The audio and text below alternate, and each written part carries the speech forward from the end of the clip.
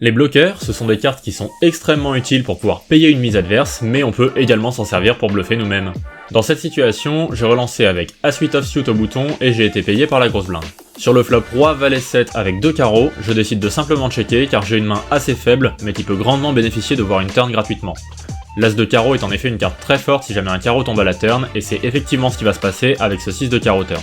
Maintenant nous disposons du tirage couleur maximum et il n'est évidemment pas question de se coucher face à une simple mise de 2 blindes de notre adversaire. Le 3 de pique à la river ne permet pas grand chose si ce n'est quelques combinaisons de 4 et 5 qui pourraient faire quinte pour mon adversaire, et donc ici il faut bien voir que la main la plus forte possible ce serait couleur à l'As. Mais comme je dispose de l'As de carreau, mon adversaire n'a forcément pas cette main là. Lorsqu'il fait une deuxième mise, j'ai ici rarement la meilleure main, mais je sais que je peux mettre énormément de pression sur un roi précisément parce qu'il ne peut pas avoir ses couleurs maximum. Ce n'est pas un play qui est recommandé par le solver, étant donné que le solver serait capable de payer avec Roi 2, Roi 4 ou Roi 5 qui serait encore là à la river, mais ici on joue contre un être humain qui lui aura beaucoup plus peur de ce type de board sur lequel on peut avoir beaucoup de combinaisons très fortes. Une grosse surrelance à la river va donc être capable de lui faire coucher pas mal de mains qui contiennent des rois, ce qui va compenser les quelques fois où notre adversaire va nous retourner une main comme Dame 10, Dame 9 ou Dame 8 à carreau qui aura effectivement fait couleur.